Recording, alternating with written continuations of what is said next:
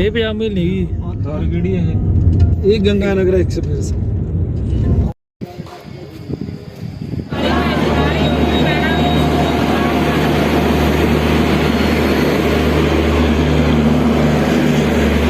ਰੋਟੀ ਬਣਾ ਲਾ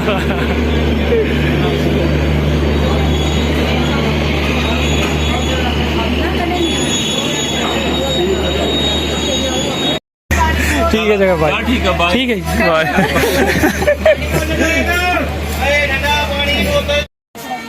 हाले 7:18 होए है ट्रेन पहला आ गई अद्धा घंटा रुकी जाखल स्टॉप ते एडवांस आ गई ट्रेन जाखल जाने जाखल लिख ले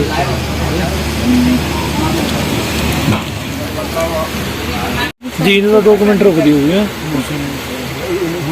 स्टॉप ये पहला है हाँ इधर जल्दी रुक एक्स्ट्रा है कि प्लेट चार रखी थोड़ा जरा दे गया बाबे कम नहीं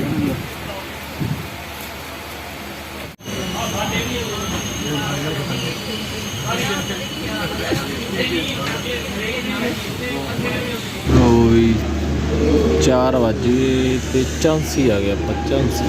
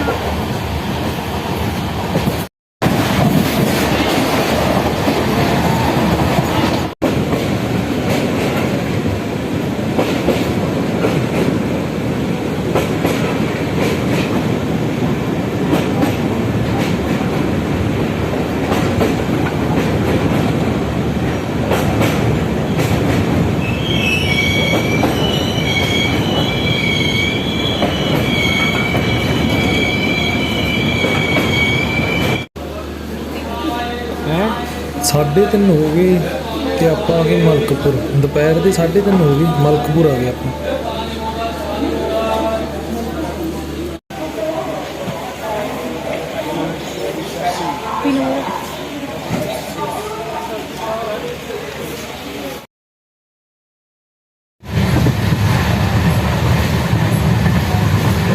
लो बई दोस्तों ये पूर्णा जंक्शन आ गया बस इस बाद हजूर साहब आ जाना लास्ट स्टेशन है जी हजूर साहब तो पहला पूर्णा जंक्शन बस इतों घंटे का रास्ता तकरीबन हजूर साहब का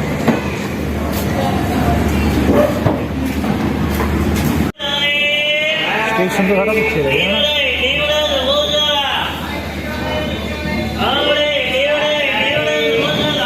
आप मुरे वाला है हाँ आप मुरले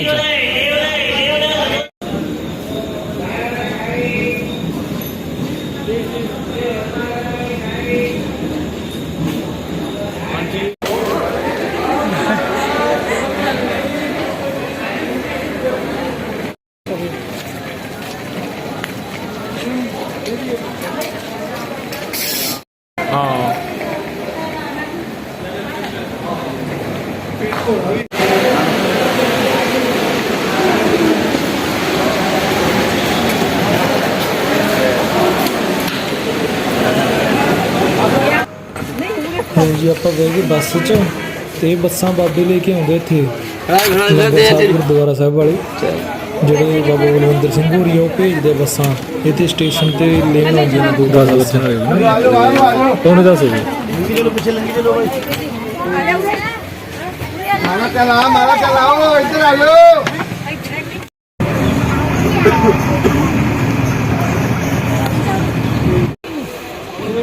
हाँ जी आप पहुँच गए लंगर साहब गुरुद्वारा साहब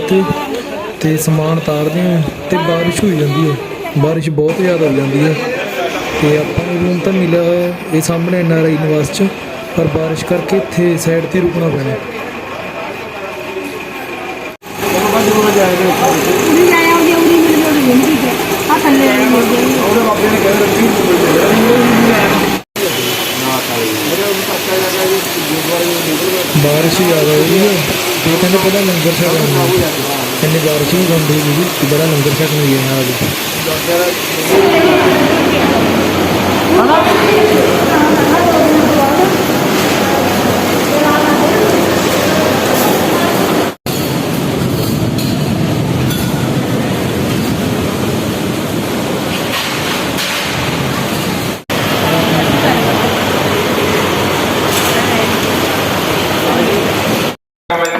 ਹਾਂਜੀ ਆਪਾਂ ਆ ਗਏ ਰੂਮ 'ਚ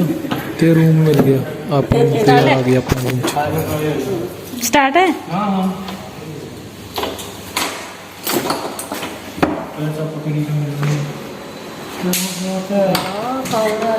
ਸਿਰਾ ਜਮੀ ਰੰਗ ਭਾਗ ਲੱਗੇ ਪਏ ਨੇ ਦੇਖੋ ਤਾਂ ਕਿਉਂ ਇੰਡੀਆ ਤੱਕ ਯਾਰ ਬਣ ਗਈ ਜਾਂਦਾ ਮੈਂ ਵੀ ਖੜੀ ਨਹੀਂ ਵਧੀਆ ਨਾ ਬਾਹਰ ਕਿੰਨਾ ਵਧੀਆ ਹੁੰਦਾ।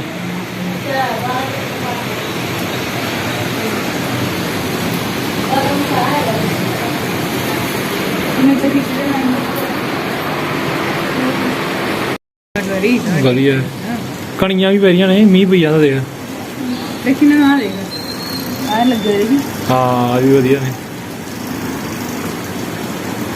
ਆਊਟਰ ਵਾਲੇ ਮੀਂਹ 'ਚ ਵੀ ਤੁਰੇ ਫਿਰਦੇ ਰਹੇ ਨਾ ਬਾਈ।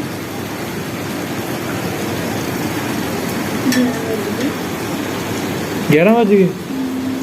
ਹਾਂ